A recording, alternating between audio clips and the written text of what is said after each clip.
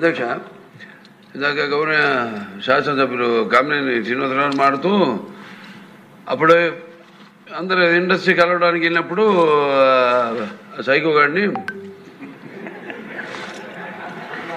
చిరంజీవి గారు గట్టిగా అడిగితే అప్పుడు ఈయన వచ్చాడంది అబద్ధం. గట్టిగా ఎవడు అడగలేదు అక్కడ. అది మీరు అన్నారు ఇందాక, ఏదో గట్టిగా అడిగితే ఈయన వచ్చాడు మళ్ళీ కలవడానికి, లేకపోతే ఏదో సినిమాటోగ్రఫీ మినిస్టర్ కలవమన్నారు అని. ఏంటంటే అండి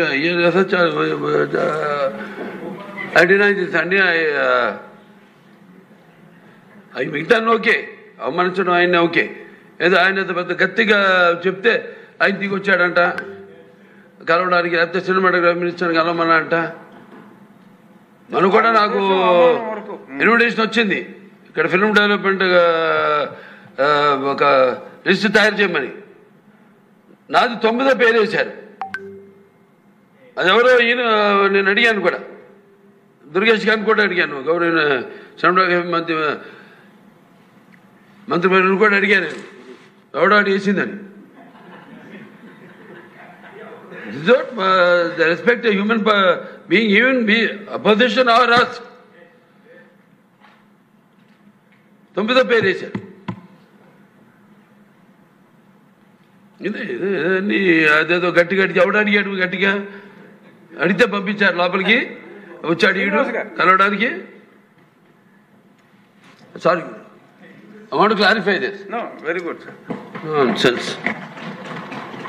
గౌరవనీయ బాలకృష్ణకి బాధ ఏంటంటే ఇప్పటికే చచ్చిపోతున్నాడు బాలకృష్ణ.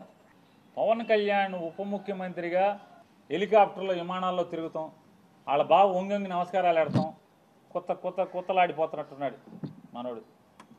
మామూలుగా ఉడుకుతున్న అన్నానికి అడుగుని చెగలేపితే మామూలు పొంగు వచ్చినట్టుగా లోపల మ్యాన్షన్ హౌస్ ఫుల్లుగా. అసలు రాను ఏమైపోతుందంటే ఇట్లాంటి వాళ్ళ మూలంగా ఆర్టీసీలో కండక్టర్కి డ్రైవర్కి డ్యూటీ ఎక్కేప్పుడు బ్యాందీ సారా తాగేప్పుడు పెడతారు. గొట్టం ఏంటంటే నోట్లో గొట్టం పెడతారు, బ్రీత్ అనలైజర్. ఆ బ్రీత్ అనలైజర్లో అసెంబ్లీ గేట్ కాడ కూడా తలుపు కాడ కూడా పెట్టాల్సిన పరిస్థితి వచ్చేసింది. రాబోయారు ఇక మామూలుగా ఇట్లాంటి వాళ్ళు ఉంటే ఇక అంతే కదా, ఏమవుద్ది. అసెంబ్లీ తలుపు కాడ లోపల తలుపు తీస్తారు మామూలుగా హాల్లోకి లోపలికి వెళ్ళి అక్కడ బ్రీత్ అనలైజర్ పెట్టి ఎమ్మెల్యేలను కూడా లోపలికి పంపించాల్సిన పరిస్థితి వచ్చేసింది కదా.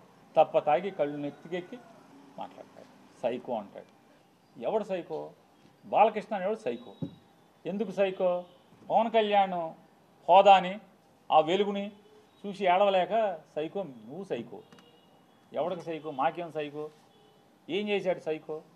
సిగ్గు లేకుండా నేను కలవలేదని చెప్తావా? బట్టి పట్టిన బతుకులు ఇట్టాగా ఉంటాయి.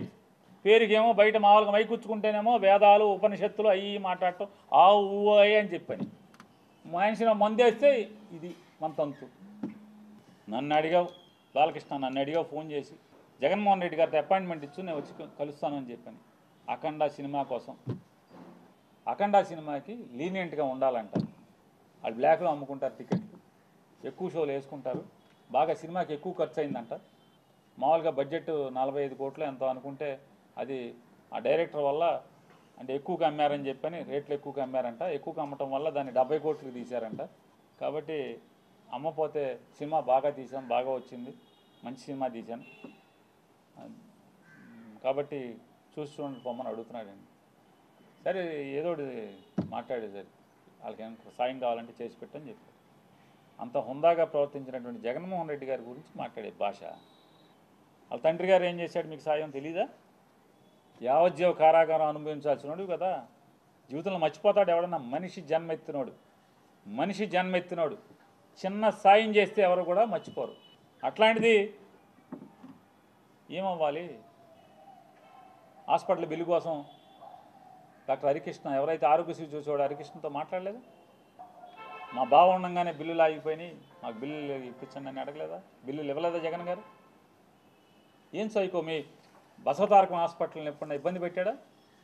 మీరు అమరావతిలో జగన్మోహన్ రెడ్డి గారికి ముందు అంటే మీ బావ గవర్నమెంట్లో బసవతారకం హాస్పిటల్ క్యాన్సర్ హాస్పిటల్కి మీరు స్థలం తీసుకుని జగన్ వచ్చాడని చెప్పి కట్టకుండా మీరు హాస్పిటల్ ఆపేసి ఇప్పుడు కొత్తగా శంకుస్థాపన చేస్తారు. మీరు అంటే ఎవడు సైకో? నువ్వో సైకో, జగన్మోహన్ రెడ్డి గారు సైకో? సైకో బుద్ధులు, సైకో ఆలోచనలు ఎవరై? తప్పు కదా, ఇట్లా మాట్లాడచ్చా అని అడుగుతున్నాను.